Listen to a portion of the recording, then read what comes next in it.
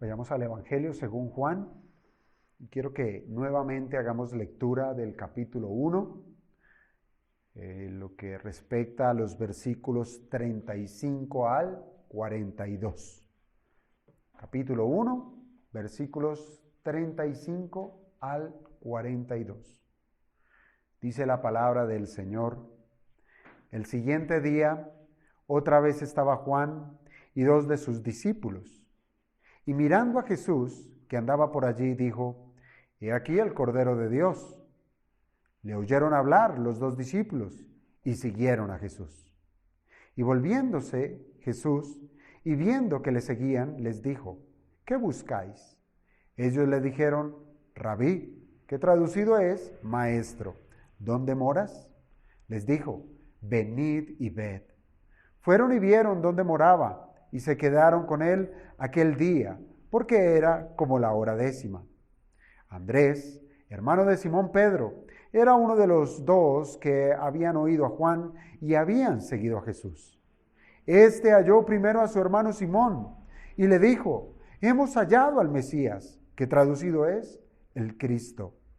Y le trajo a Jesús. Y mirándole Jesús dijo: Tú eres Simón, hijo de Jonás. Tú serás llamado Cefas, que quiere decir Pedro.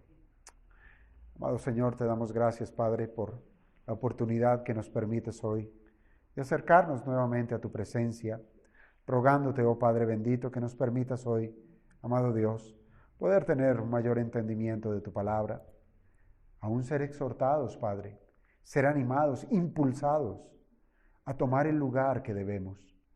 Te rogamos, Padre, que nos hables poderosamente a través de este texto. Te pedimos, Padre, que tu nombre sea glorificado cuando nosotros tomemos estas verdades y las pongamos por obra. Te lo pedimos, oh Señor, orando en el nombre glorioso de tu Hijo Jesucristo. Amén.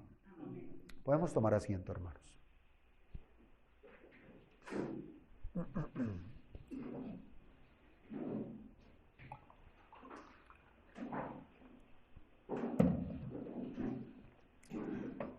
Desde la semana pasada hicimos inicio de esta porción. No tocamos todo el texto, pero sí pudimos encontrar cómo en la predicación de Juan el Bautista pudimos hallar una característica de su mensaje. Y tiene que ver con que el Evangelio es un Evangelio eficaz. Cuando el Evangelio es predicado conforme a la revelación que es presentada en la Escritura. Cuando se predica a Jesucristo, al Cristo de la Biblia, no al Cristo inventado, no al Cristo que es modelado por la imaginación del hombre, sino al Cristo que es manifiesto en las Escrituras. Y ya lo veíamos como Juan hizo una serie de declaraciones acerca del Señor Jesucristo, dándonos mucho material o mucho conocimiento acerca de la teología en lo que respecta a Jesucristo. El Señor es el Cordero de Dios. Y aquí nuevamente en este día encontramos que Juan hace esta misma exclamación: He aquí el Cordero de Dios. Pero ya pasando ese texto en donde Juan predica y señala al Señor Jesucristo, viéndolo pasar por allí, y que ahora sus discípulos, en este caso 2 en particular, al oír a la predicación de Juan, ahora se disponen a seguir al Señor. Y no solamente lo siguen, sino que concertan una cita, una reunión en donde no fueran estorbados. Una reunión que cambiaría sus vidas, una reunión que ha cambiado incluso la vida de muchos cuando nos hemos reunido delante del Señor íntimamente con Él, donde el Señor ha venido a nuestro corazón y nos ha salvado. Ahora, ¿qué hemos de encontrar? Hemos de pasar que de ese testimonio eficaz, ahora tenemos que se trata de un testimonio que es transformador.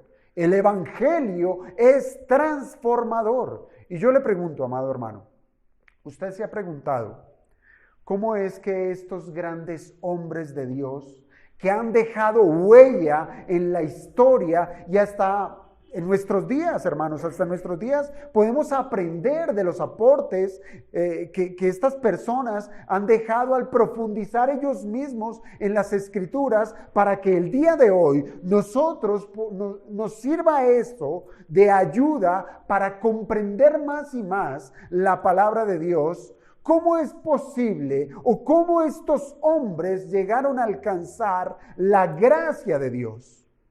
Pues bien, la Biblia nos enseña que Dios otorga la salvación a hombres pecadores. Es Dios el que salva, es Dios quien da esa gracia. Y es allí donde alguno de estos hombres eruditos, que son muy reconocidos aún en la iglesia, ellos llegaron a los pies de Jesucristo de esa misma manera. Hay unos que tienen más relevancia en ser conocidos, hay otros que no tanto. Pero cada uno, cada quien, haciendo lo que Dios le ha mandado a hacer como lo que son, como sus siervos. Pero ¿cómo sucede esto? Piensa en las palabras del apóstol Pablo cuando le escribió a los romanos, enseñándonos que para que un hombre pueda llegar a invocar el nombre del Señor para ser salvo, es necesario que ese hombre le conozca primero. Para invocar a Jesucristo necesita conocer a Jesucristo y así poder llegar a creer en Él. Pero, óigame bien a esto, para poder conocer a Jesucristo, también nos dice el apóstol Pablo que existe la necesidad de que haya alguien que le lleve el evangelio, que le predique el evangelio. Así es que, piense en un hombre tan grande como lo fue, por ejemplo, Spurgeon, Charles Spurgeon, para que este hombre hubiese quedado en la memoria de la iglesia como uno de los predicadores más grandes que ha existido. Un hombre reconocido por su capacidad de oratoria, reconocido por su capacidad e influencia en la evangelización, que hasta nuestros días nosotros podemos tener acceso a más de 3,000 de sus sermones.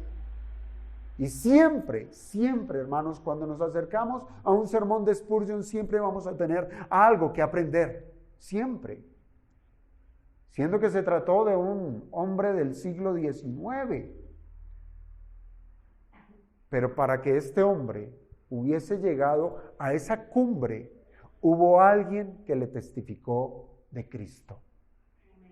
Tuvo que haber alguien que abrió su boca, que dejó de hacer lo que estaba haciendo para ir a presentar a Jesucristo.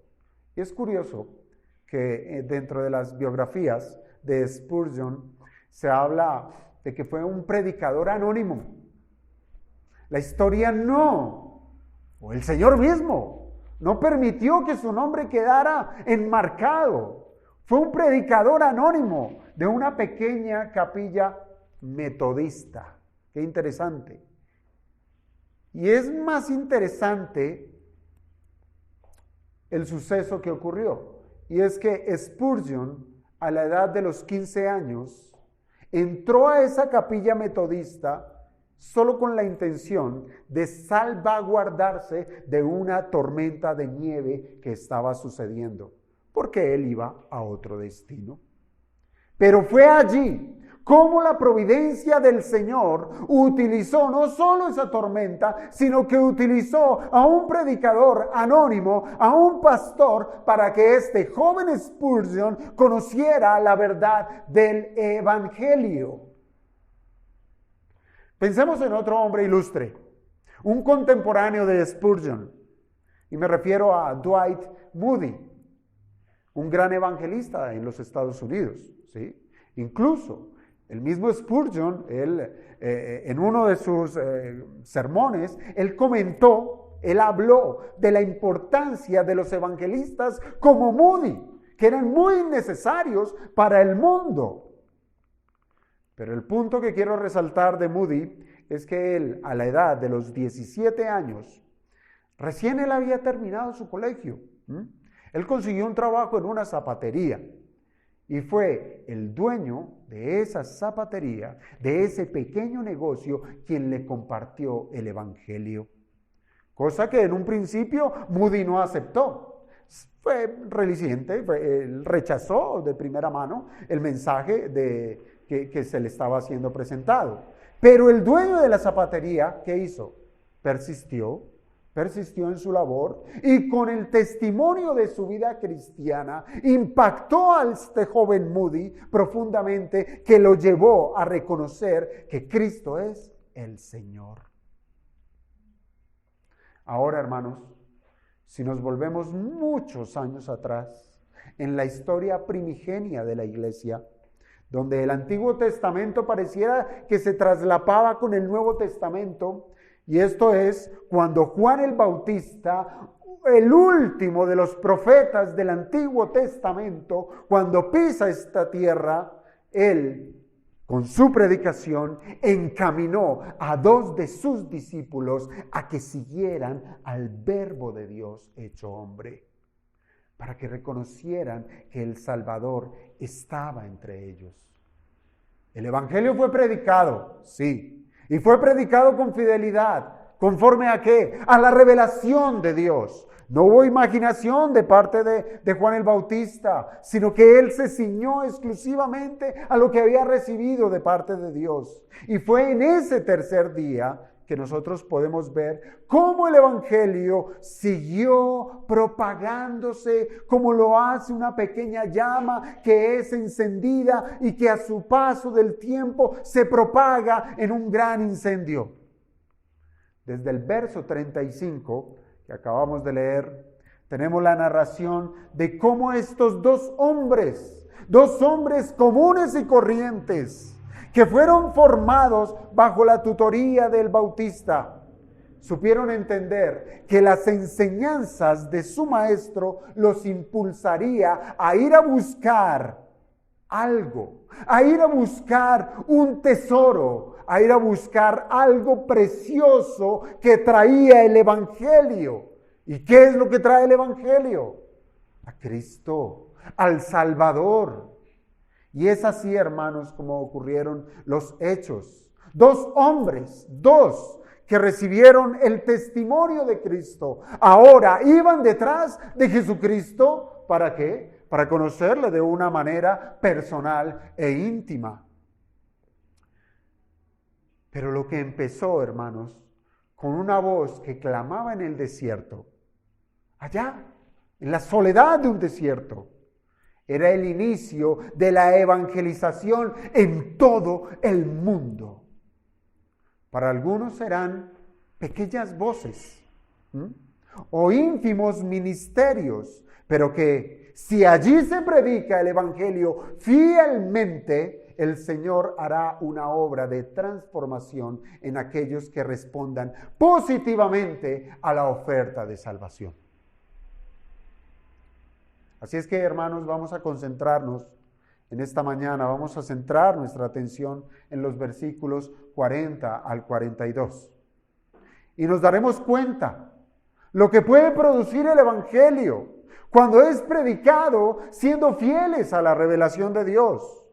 Hermanos, ese tercer día que registra Juan, el autor de este Evangelio, ese tercer día, cuando Juan el Bautista instruye a sus discípulos a seguir, a que distingan a aquel hombre que estaba por allí, que andaba por allí, a Jesús, como el Cordero de Dios, que quita el pecado del mundo. Allí estaba comenzando algo que no iba a parar y que no ha parado hasta el día de hoy, y es la expansión del Evangelio. Y bajo la claridad de las palabras del Bautista, estos 2 discípulos los encontramos que no dudaron, En ellos no hubo duda en seguir a Jesús para conocerle y para experimentar lo que el Cordero de Dios venía a este mundo a hacer. ¿A qué venía el Cordero de Dios? Él venía a quitar el pecado del mundo. ¿Qué otra cosa, hermanos, quisiéramos buscar en Jesús? ¿Qué otra cosa pudieran buscar este par de discípulos en Jesucristo? ¿Qué otra cosa si no es aquel que perdona pecados? El maestro de estos dos hombres les estuvo predicando vez tras vez acerca del arrepentimiento. Ese era el predicar de Juan el Bautista. Se trataba de la demanda de Dios. Es Dios quien manda al hombre que se arrepienta. Pero que por medio de su profeta, por medio de Juan el Bautista, cosa que era muy común en el Antiguo Testamento, como los profetas de Dios llamaban al arrepentimiento al pueblo de Dios. Y esto mismo lo tenemos en esta porción. Así es que estos discípulos de Juan fueron altamente instruidos ¿en qué? En el arrepentimiento. ¿Ha cambiado el mensaje? No. ¿Tiene que cambiar el mensaje para que sea atractivo? No. Para que usted presente a Jesucristo, ¿qué tiene que hablar? Del arrepentimiento. Ahora, ese arrepentimiento, óigame bien, ese arrepentimiento en sí mismo no tiene ninguna virtud. ¿Por qué? Porque si ese arrepentimiento no descansa en la figura del Cordero de Dios, allí no hay absolutamente nada. Así es que, hermanos, estos dos discípulos, al saber que Jesús es el Cordero de Dios que quita el pecado del mundo, pues ellos no lo dudaron en seguir al Señor para encontrar en Él, ¿qué? El cumplimiento del perdón de los pecados. A eso fuimos llevados nosotros, a esa reunión delante de Jesucristo, a hallar en Él el perdón de nuestros pecados. Y ahora, como ya lo dijimos la última vez, no sabemos qué fue exactamente lo que se dijo en esa reunión con Cristo, pero lo que sí es muy seguro es que esos dos hombres fueron iluminados en saber que Jesús era el Mesías. Así es que, amados hermanos, lo que tenemos hoy por explorar tiene que ver con la verdadera evangelización. Con la verdadera evangelización, la cual tiene como marcas una transformación en las personas. El evangelio cambia, el evangelio transforma, el evangelio hace a una persona inútil, la convierte en alguien útil para el reino de los cielos. Claro que una persona que ha sido ganada para Cristo se convierte en una nueva criatura. Y este cambio es sumamente amplio, es distinguible, se deja ver. Y este cambio, hermanos, tiene que ser evidente, lleva marcas.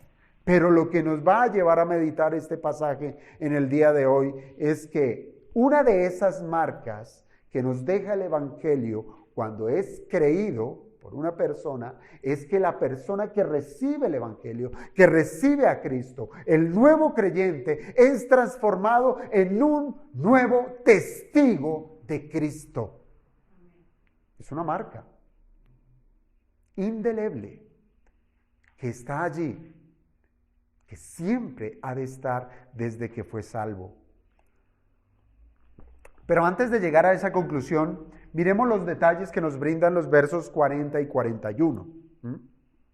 De lo que sucedió con estos dos hombres después de haber tenido esa reunión con el Señor.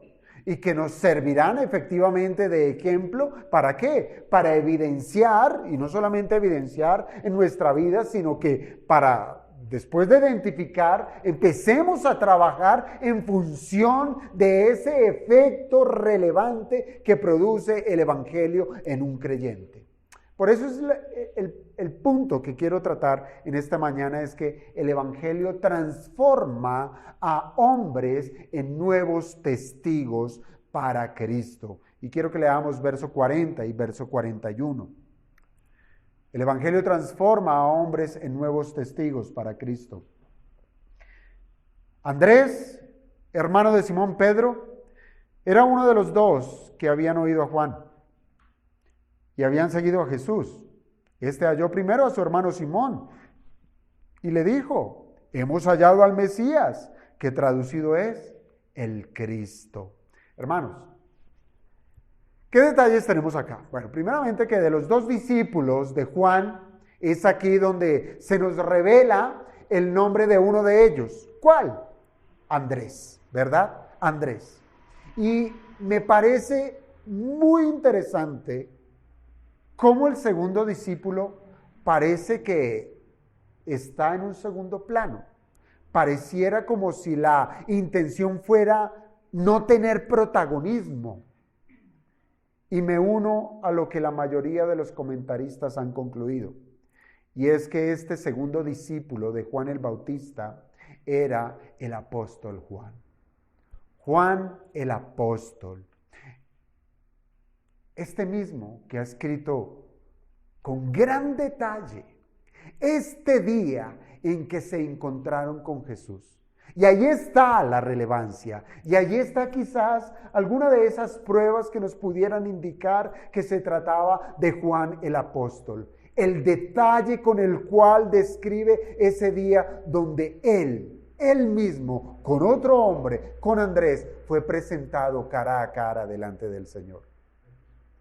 Y efectivamente, hermanos, el alto grado de detalle que describe este tercer día, como les digo, parece indicar que Juan, el escritor de este evangelio, fue guiado precisamente por el Espíritu Santo para que fuera el Espíritu quien le recordara detalle a detalle ese día cuando fue testigo directo de cómo su conocimiento de Cristo, lo que él tenía en su mente y en su corazón por medio de las enseñanzas de Juan el Bautista, ahora era materializado en Jesús, quien lo tenía allí presente.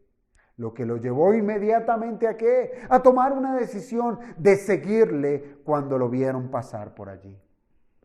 Hermanos, no es extraño, de verdad, no es extraño que dentro de nuestros recuerdos, en lo que respecta a nuestra salvación, tengamos marcados ciertos eventos que fueron trascendentales cuando conocimos al Señor Jesucristo como nuestro Salvador. Y tenemos detalles allí en nuestra mente. Quizás lo que pasó, o el lugar, o la persona que nos compartió. Esos detalles quedaron allí marcados porque allí tuvimos una reunión con el Señor Jesús para conocerle como Salvador. Entonces, esto hace interesante este tema de que Juan, el apóstol, sea el segundo que encontramos aquí de los apóstoles, de los discípulos de Juan el Bautista. Ahora, piense en ese detalle que encontramos en el verso 39, cuando se nos describe la hora, se nos menciona la hora. Es otro de esos detalles que le dan fuerza precisamente a esta teoría de que Juan el apóstol era uno de ellos. Pues con esa descripción, pues efectivamente lo que estaba resaltando era la importancia que tuvo ese momento en su vida. Era como la hora cuarta, dice aquí el discípulo. Era importante, fue importante para él registrar ese grato momento. Pero, la atención no recae en Juan, sino recae en Andrés.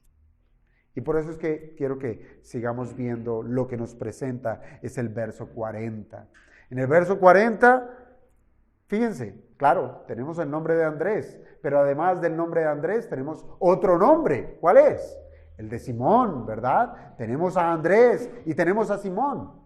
Pero la pregunta es, ¿quién es Andrés? ¿Quién es Andrés? Y a la verdad, Si no fuera por la referencia que se nos da en el versículo 40, téngalo por seguro que ninguno de nosotros sabría quién es Andrés. ¿Cierto? Andrés era el hermano de Simón Pedro. Y pudiéramos decir, a Pedro lo conocemos. A él sí que lo conocemos. Él es el escritor ¿de qué? De 2 de las cartas del Nuevo Testamento. Cartas que llevan su nombre. Y además conocemos que Pedro hacía parte de ese círculo íntimo de los discípulos, de ese círculo más cercano que estaba con el Señor Jesús. A Pedro lo conocemos. Es más, el nombre de Pedro se cita alrededor de 160 veces en el Nuevo Testamento. ¿Sí? 160 veces. Y podemos decir que se trata de uno de los personajes más mencionados en los evangelios, en el libro de Hechos y en las cartas que llevan su nombre, lógicamente. A Pedro lo conocemos. Y piense esto aún más. ¿Qué le pasaría a usted por la cabeza si a usted se le dijera, a ti te daré las llaves del reino de los cielos? Y todo lo que atares en la tierra será atado en los cielos. Y todo lo que desates en la tierra será desatado en los cielos. ¿Qué si usted hubiese escuchado eso? Usted diría, ¿a quién se lo están diciendo? Porque son palabras muy importantes, son palabras muy especiales y seguramente se la están diciendo a un personaje muy especial. ¿Por qué? Porque esas palabras en sí mismas le están otorgando ¿es qué? Autoridad. Y estas palabras se las dijo el Señor a Pedro. A Pedro. Y efectivamente esto tuvo un cumplimiento primario en el día del Pentecostés. ¿Cuándo? Cuando fue el apóstol Pedro el encargado de abrir la puerta del reino de los cielos en el día del Pentecostés, cuando él predicó a Jesucristo, que empoderado por el Espíritu Santo, ese día, el día del Pentecostés, entraron al reino de los cielos, ¿cuántos? Y era un promedio, como 3,000, dice la Escritura, ¿sí? Como 3,000 en un solo sermón. A Pedro lo conocemos, ¿verdad? Pero Andrés, ¿quién es Andrés? Y la respuesta más significativa y concreta que nos da las Escrituras es Andrés, hermano de Simón Pedro. Para de contar. Hermanos, ojo con lo que voy a decir. No se trata de quién es más o de quién es menos en el reino de los cielos. Más bien hemos de notar que siendo Pedro un pilar de la iglesia, no demerita a su hermano Andrés, quien fue el encargado de presentarle a Jesucristo. Qué maravilloso, ¿no? Y es contundente, hermanos, es contundente cómo este evangelio resalta una de las virtudes más loables que un hombre puede tener. Y lo cantábamos hoy, cuando andamos con Dios. Y esa virtud loable la encontramos en esas palabras aquí descritas en el evangelio de Juan. Y es cuando se dice de Andrés, que era uno de los 2 que había oído a Juan. ¿Oído qué? El evangelio. ¿Y qué hizo? Fue detrás del Señor. Había seguido a Jesús. ¿Qué significa? Es loable oír y poner en práctica. Oír y poner en práctica. Y en esto difieren muchos, hermanos, muchos, que solamente escuchan, solo escuchan, pero no siguen a Cristo. Y de estos hay muchos. Y la evidencia es significativa, hermanos, es significativa. Pues si volvemos al texto, en ese tercer día, donde el Bautista estuvo predicando, ¿cuántos fueron los hombres que escucharon y siguieron al Señor? 2. Solamente 2 hombres tuvieron, o más bien retuvieron lo enseñado y se dispusieron a buscar en Jesús al Mesías prometido. Hermanos, esto no es otra cosa que un cambio de prioridades.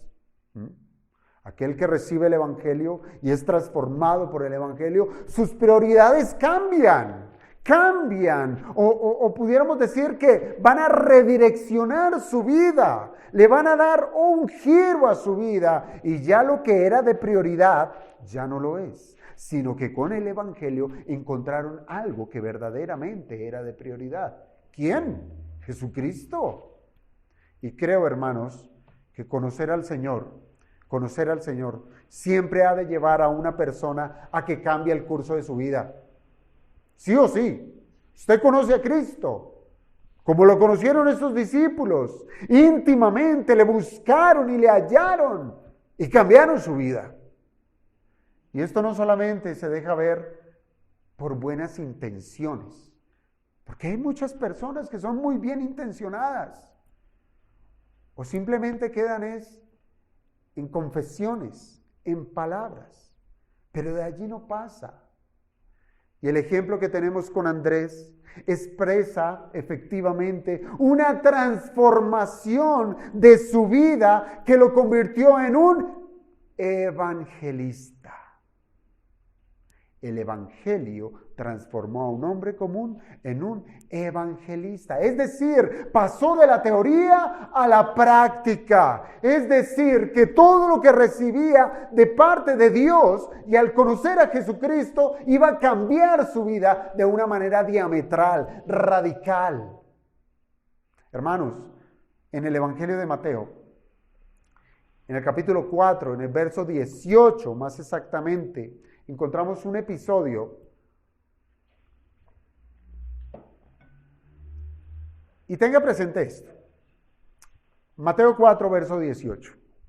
Se trata de un episodio donde ya encontramos a Juan que está en la cárcel, ¿sí? Que está preso. Es decir, esto parece ser tiempo después de lo que estamos tratando aquí en el capítulo 1 del Evangelio de Juan. Pero aquí en el capítulo 4 de Mateo, en el verso 18, no solamente Juan el Bautista está en la cárcel, sino que ya el Señor está en su ministerio, ejerciéndolo es ya a orillas del mar de Galilea, ¿sí? O más exactamente del lago de Galilea. Y viendo a 2 pescadores, ¿quiénes? A Pedro o a Simón y a Andrés, ¿sí? ¿Qué les dice? Venid en pos de mí y os haré pescadores de hombres.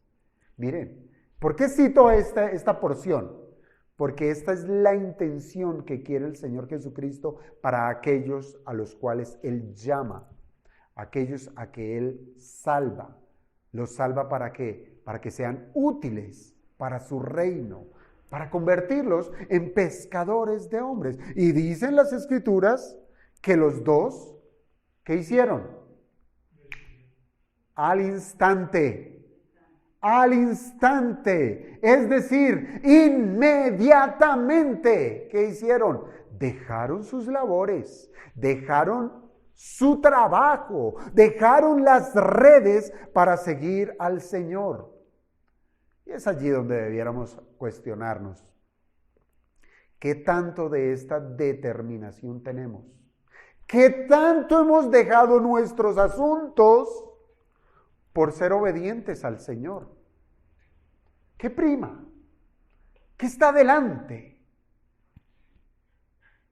¿Mi descanso? ¿Mi comodidad?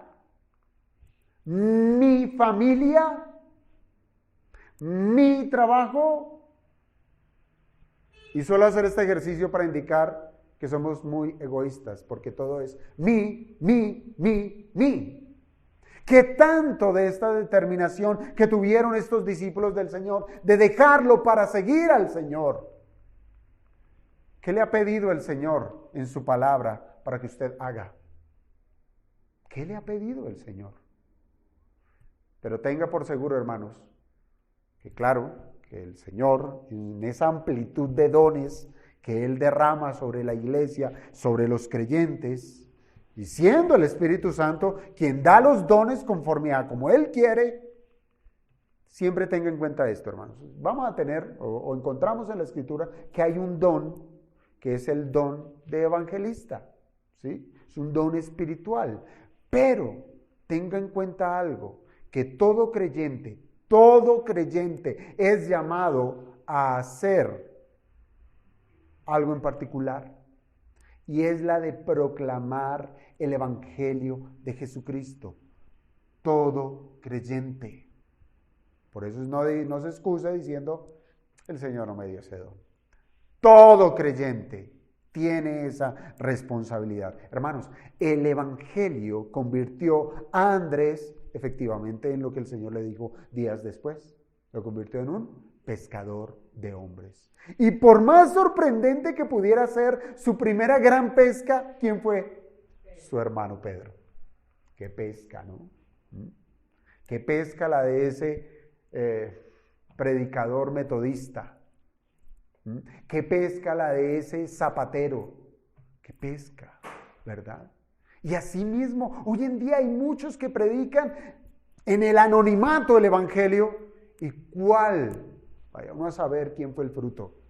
Que hoy quizás lo tengamos escribiendo libros, predicando, enseñando a la iglesia, o quizás que ya haya muerto, pero que han dejado tesoros, regalos para la iglesia del Señor.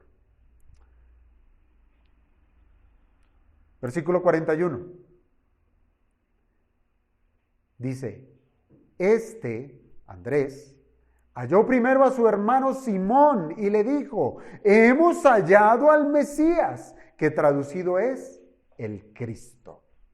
Hermanos, aquí tenemos una pequeña, pero efectiva manera de evangelizar. Es pequeña, pero efectiva. Mientras que hoy en día, hermanos, mire, las iglesias se desgastan en promocionar conciertos, en hacer obras de teatros, cultos de sanidades, cultos de milagros, donde nada, óigame bien, nada de esto ha mandado el Señor. Sino que ha mandado a que vayamos. Recuerde usted esa porción de Mateo 28, que digo yo, está mal decir la gran comisión, como si fuera la cúspide de nuestra misión. No, tenemos más misiones. Pudiéramos llamarlo la comisión, ¿sí? En esa comisión en donde el Señor Jesucristo le dice a la iglesia que id. Ese es el mandato. Vaya. ¿A qué? A hacer discípulos a todas las naciones, es decir, sin hacer acepción de personas. Y este es el modelo, hermanos, que encontramos en las acciones que tuvo Andrés. Hermanos, yo no me estoy inventando nada, así es que no se sorprenda por lo que estoy diciendo. ¿Decimos ser bíblicos? Pues seamos bíblicos. Aquí tenemos la manera, el método bíblico de ir a predicar el evangelio. Halló primero a su hermano Simón. Hermanos, ha habido diferentes posiciones para interpretar esta acción de lo que hizo Andrés. ¿A qué se refirió o a qué se refiere el texto con decir halló primero? ¿Acaso Simón fue el primero entre muchos? ¿Acaso Andrés le tomó la delantera a Juan el apóstol para ir a testificar? ¿Fue el primero? ¿O lo primero que Andrés hizo después de su encuentro con Jesús fue testificar? Hermanos, cualquiera de todas estas posibilidades es verdadera. Cualquiera. Pues lo que se relata en este texto y que debiéramos resaltar es la pasión que albergó a Andrés en lo que lo llevó a ser intencional en predicar a Jesucristo. El evangelio recibido lo llenó, el evangelio recibido lo impulsó. Reunirse con Jesucristo lo llenó de todo buen ánimo para el ser intencional en predicar a Jesucristo. Por eso debiéramos nosotros poner más bien atención es a la acción de hallar, porque eso fue lo que hizo Andrés. ¿Qué es hallar? ¿Qué es hallar? Encontrar, sencillamente, ¿cierto? Hallar es encontrar. Pero, aquí hago una claridad, que este hallar que nos presenta la Escritura, que significa encontrar, tiene implícito que esto ocurre solamente después de haber buscado algo. ¿Por qué hago esta aclaración? Porque muchas veces, o no muchas, sino algunas veces, encontramos algo sin estarlo buscando, sin intención. Pero en la acción de Andrés hay intencionalidad. Si él halló a Pedro, es porque lo buscó, lo buscó. Y este es el caso. Andrés tenía la determinación de buscar a su hermano. ¿Y qué pasó? Lo halló, lo encontró. Esto es una manera de saber, hermanos, de saber enfocarnos en nuestra labor como siervos de Dios. Debemos ser intencionales. Debemos ser intencionales. Pero muchas veces allí es donde viene nuestra pasividad en nuestra vida cristiana, porque no somos intencionales. Porque creemos que las cosas pasarán por sí solas. Si el Señor quiere, pasan. Si el Señor no quiere, no pasan. Es verdad, es verdad. Pero el Señor usa medios. Y usted, como yo, como hijos de Dios, somos los medios de llevar el Evangelio. Usted podrá decir, pero mis responsabilidades, mi trabajo, ¿qué hago con la familia? Yo necesito dedicar tiempo a la familia y obviamente a mi merecido descanso, porque yo me rompo el lomo toda la semana y necesito descansar y esto no me deja muchas opciones para predicar el Evangelio. A eso es necesario que cada quien revalúe quién es usted. ¿Quién es usted? ¿Cuál es su identidad actual? ¿A qué me refiero? Recuerde las palabras del apóstol Pablo en la carta a los Gálatas, ¿sí? Cuando el apóstol Pablo enseña que debe ser la consigna de todo hijo de Dios, que debe portar en su alma y en su mente estas palabras. Con Cristo estoy juntamente crucificado. ¿Y qué? Ya no vivo yo, ya no vivo yo. Mas vive Cristo en mí. Y fíjese, y lo que ahora vivo en la carne, lo vivo en la fe del Hijo de Dios. Y lo explica, el cual me amó y se entregó a sí mismo. Esta es la consigna, hermanos, que debiéramos tener siempre presentes para saber quiénes somos en Jesucristo. Y lo que nos debe impulsar a hacer lo que debemos hacer. Claro que usted como yo tenemos responsabilidades, ¿sí? Propias de nuestra vida común. Tenemos que trabajar, tenemos temas de colegio, familia, etcétera, responsabilidades. Pero, aún así, hermanos, son los escenarios propicios que el Señor ha preparado para que nosotros seamos intencionales en predicar a Jesucristo, ¿o no? Es allí donde lo puso el Señor. Y es allí donde está la predicación del Evangelio. Para Spurgeon fue un predicador. Para Moody fue un dueño de un negocio. ¿Para usted quién fue? Usted recordará ese día cuando alguien se acercó deliberadamente, ¿sí? Y le dijo, conoce a Cristo. Debió haber sido así.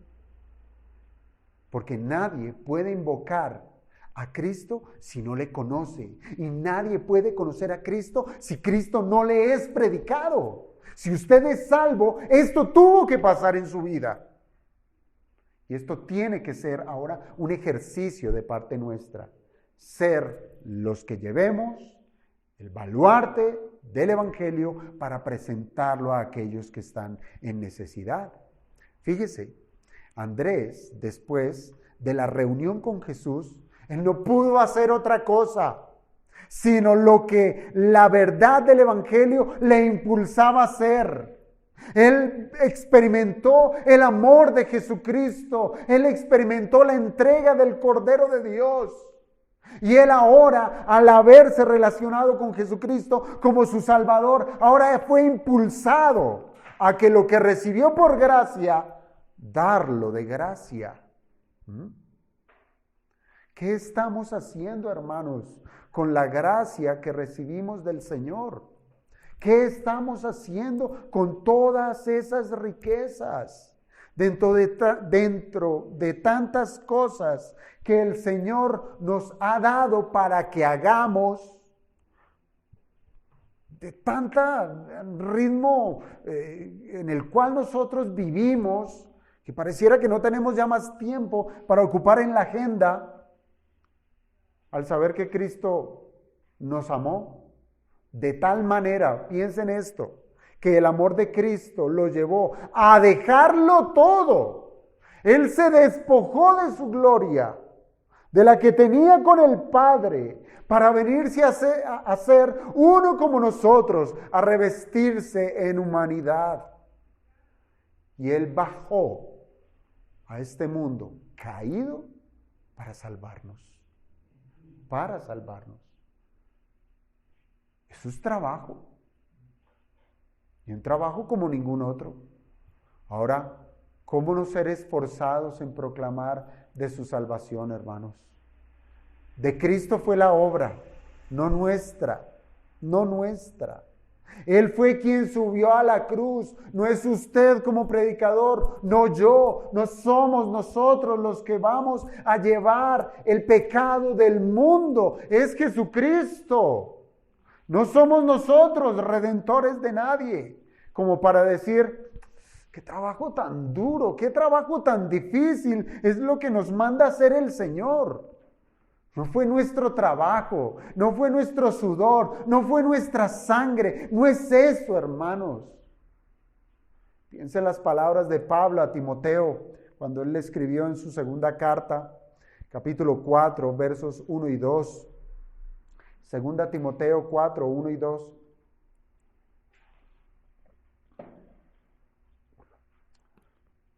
Le dice Pablo al joven Timoteo, te encarezco delante de Dios y del Señor Jesucristo, que juzgará a los vivos y a los muertos en su manifestación y en su reino.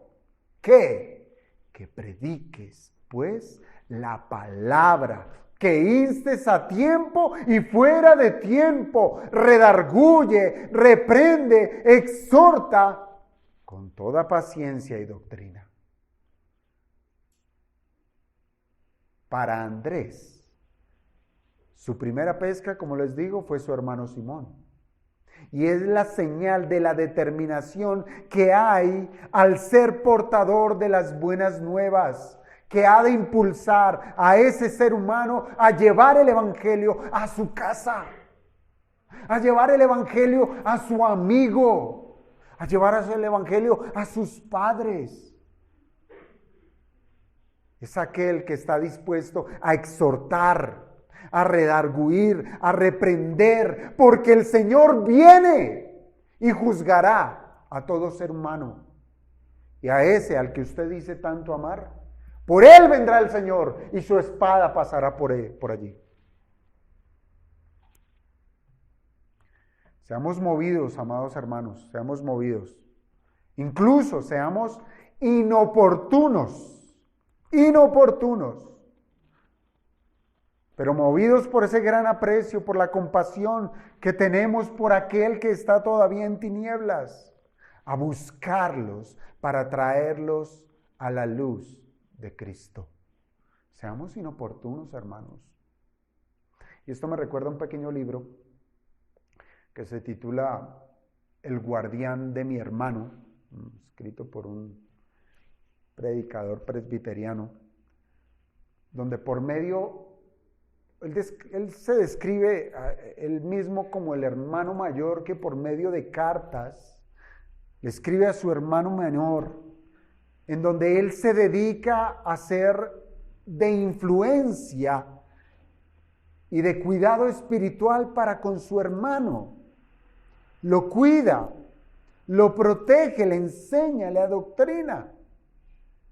Pero lo que me impacta, aunque todo esto es impactante, claro está, lo que me impacta es el prefacio de este pequeño libro, porque comienza con las palabras crueles de Génesis 4, versículo 9, cuando dice: ¿yo soy acaso guardián de mi hermano? No se distraiga.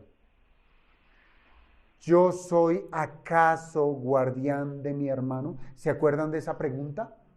Es una pregunta que se dio a manera de respuesta cuando el Señor le pregunta a Caín: ¿dónde está Abel? ¿Acaso qué? ¿Yo soy el guardián de mi hermano? Hermanos, tenga en cuenta esto. No es extraño escuchar esta misma respuesta con sus diferentes variables, porque eso sí, hay muchas variables de esta misma respuesta. ¿Es su problema? Está trabajando, está cansado, qué sé yo, no sé de él. Hay diferentes variantes que aún entre los hermanos de la iglesia no nos cuidamos los unos a los otros. Ni entre los padres para con sus hijos. Esto es una realidad. Porque cuando uno les pregunta por sus familiares o sus hermanos en Cristo, los cuales no han venido a congregarse, la respuesta es: ¿qué sé yo? ¿Acaso soy guardián de mi hermano?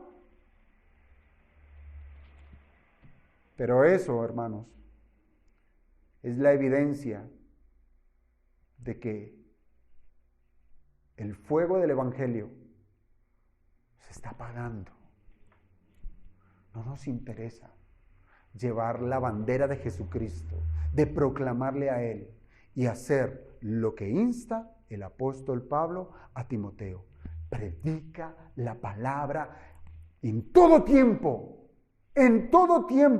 así sea en lo inoportuno. Levante a su hermano, despierte a su hermano, búsquelo, tráigalo. Y como lo dice la parábola, fuérzalo a entrar al reino de los cielos.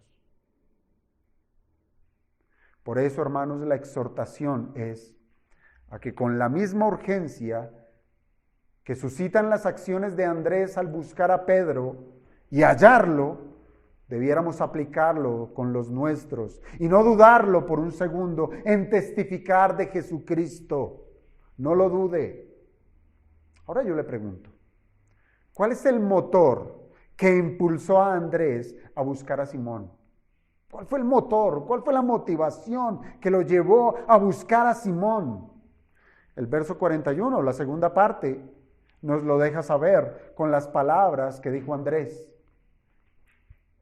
hemos hallado al Mesías, que traducido es el Cristo. Y esto dice mucho, amado hermano, de lo que usted tenga en el corazón, de lo que usted tenga en la mente, de lo que usted realmente ame. Si Jesucristo solamente pasó por aquí y salió por acá, pues Jesucristo no es nada para usted. Entonces no le va a llenar su corazón, de mucho menos para ir a buscar a otro y decirle: pues quiero hablarte de Jesucristo, pero parece que es importante, parece. No estoy en lo seguro, pero quisiera compartirte. Eso ni siquiera sale, ni siquiera tiene sentido de que una persona lo llegara a hacer. Porque si no le interesa, lo abandona. No está a su cuidado. Pero para que Andrés fuera a buscar a su hermano Pedro es porque encontró algo sumamente especial que no se le pudo borrar de la retina. Había algo en Andrés que lo había cambiado y efectivamente tenía que ver con lo que recibió de Juan el Bautista. Con esto quiero decir prédicas, enseñanzas, teología, reuniones de iglesia, todo lo que se hace para aumentar nuestro conocimiento de Jesucristo, todo eso lo tenía Andrés. Tenía todo que ver con la promesa del advenimiento del Cordero de Dios que quita el pecado del mundo. Lo que cambia a Andrés es saber que Jesús era el ungido de Dios. Es conocer a Jesucristo, el ungido de Dios. Hermanos, Andrés había sido testigo de la presencia del Mesías ahí en la tierra. Era testigo directo.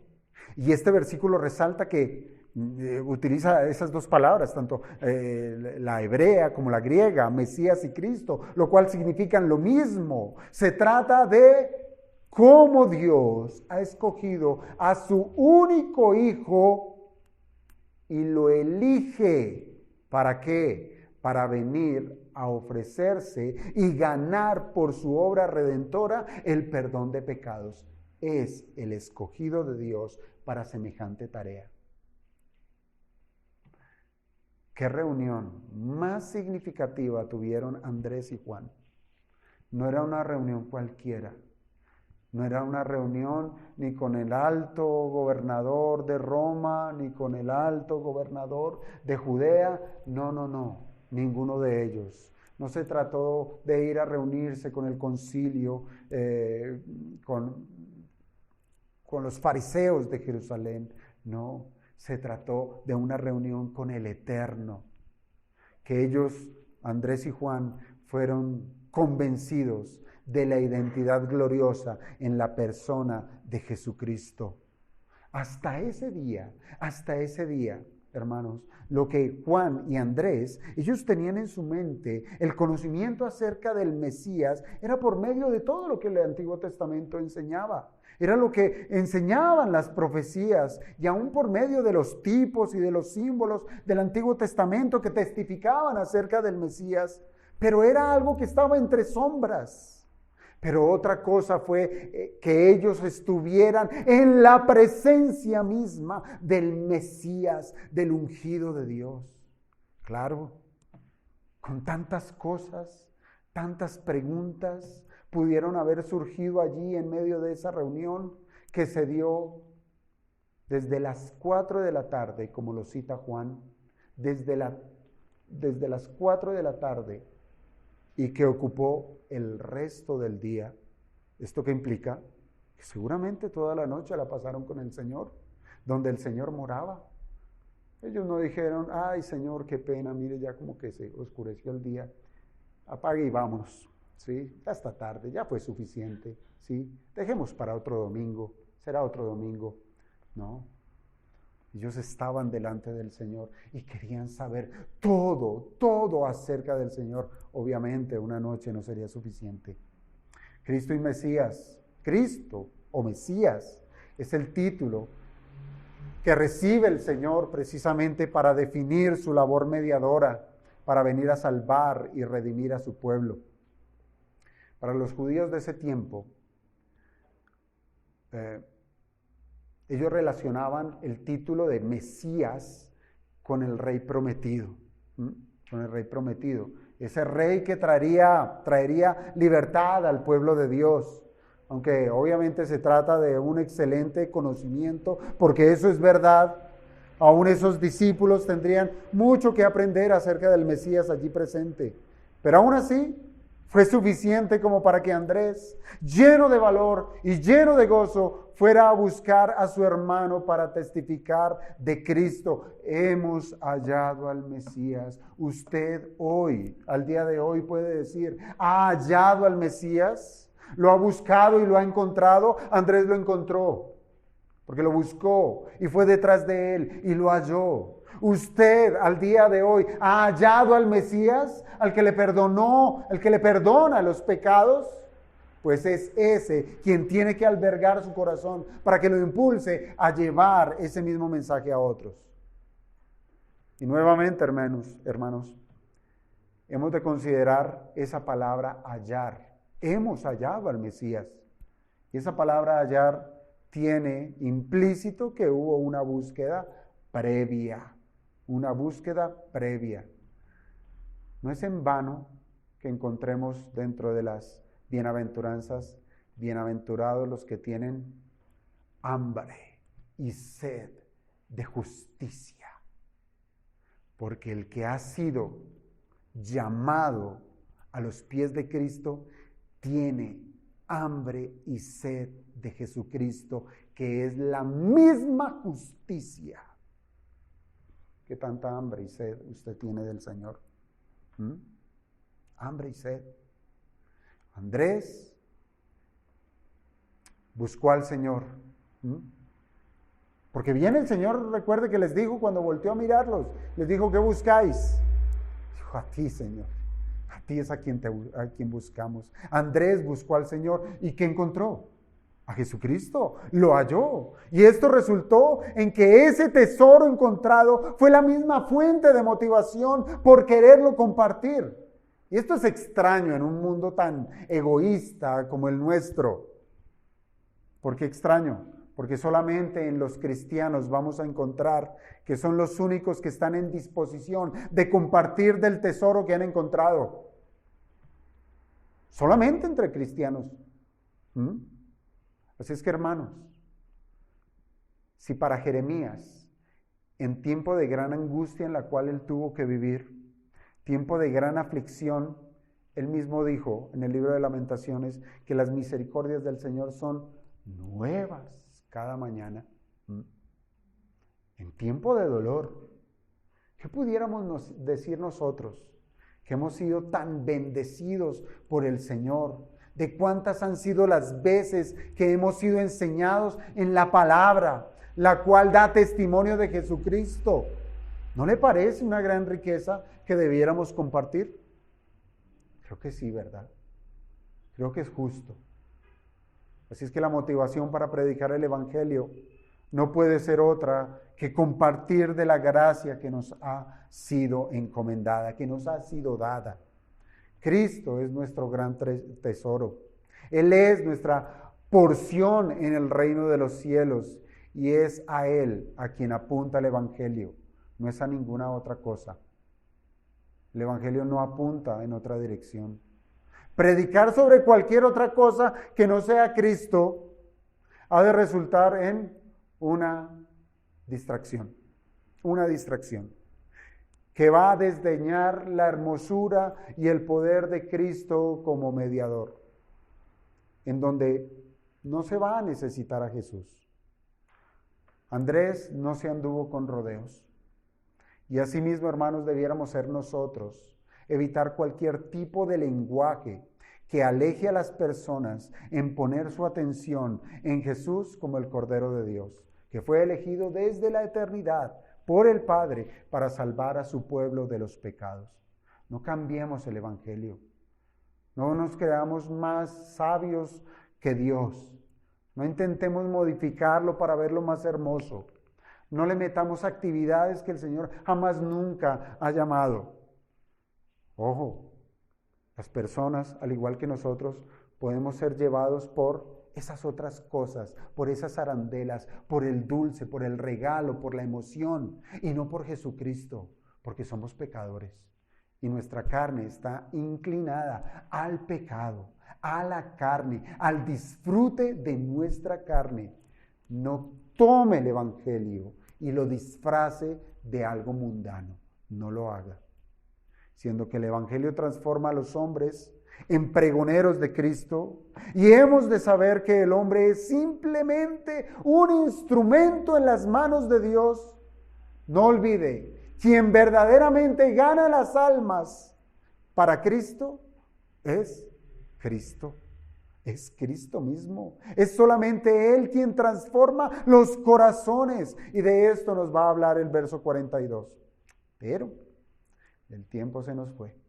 Y hemos de dejar esto para una segunda predicación porque no alcanzamos a tratar este asunto. Pero sí quiero, antes de concluir, es que consideremos que ser salvo, una persona que ha sido salva, se convierte en un replicador del Evangelio. Un replicador del Evangelio.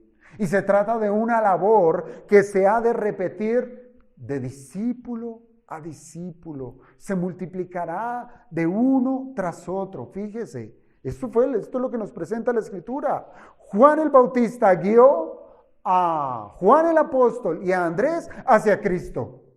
Y ahora vemos cómo Andrés hace lo mismo con su hermano Simón. Y ahora vemos a Simón que haría lo mismo, como lo evidenciamos en el día del Pentecostés, trayendo a muchos a Jesucristo. Y créalo, de esa multitud, uno tras otro, voz a voz, nos llegó a nosotros el Evangelio. Cruzó el océano y nos llegó a nosotros. Y somos salvos. ¿Cuál fue la técnica, hermano? ¿Cuál fue el método? ¿Hubo algo innovador? El Evangelio fue entregado en palabras que son claras y fieles a la revelación de Dios. Así es que lo único que nosotros necesitamos es conocer a Jesucristo por medio de la Biblia y tener de nuevo y la intencionalidad de compartir el Evangelio a otros. Esto es lo que nos enseña la Escritura el día de hoy para que nos esforcemos, amados hermanos. Nos esforcemos a ser fieles a lo que somos en Jesucristo. Que compartamos la buena nueva. Que invitemos a otros a conocer del Señor. Que reconozcamos que la obra es de Dios a través de el Evangelio, que es poderoso para cambiar a los hombres. Entonces, amado hermano, no lo piense más. No se limite a venir domingo a domingo a sentarse quizás en la misma silla, sino tome el conocimiento del Señor y llévelo a muchas personas, a todo el que se le atraviese, llévelo.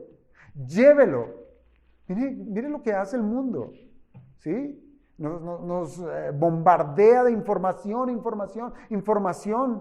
El diablo sí sabe hacer su tarea. ¿Nosotros qué? Que tenemos la gloria del Evangelio, que verdaderamente es poderosa porque puede cambiar a un hombre. Y nos quedamos con ello. Somos como aquel hombre que tomó ese talento que se le dio y lo enterró en la tierra. No, tomemos esos talentos y multipliquémoslos. Rogámosle al Señor, amados hermanos, que en este día Él nos inste, nos exhorte, nos anime, nos impulse a ser pregoneros de la justicia de Cristo. Vamos a orar.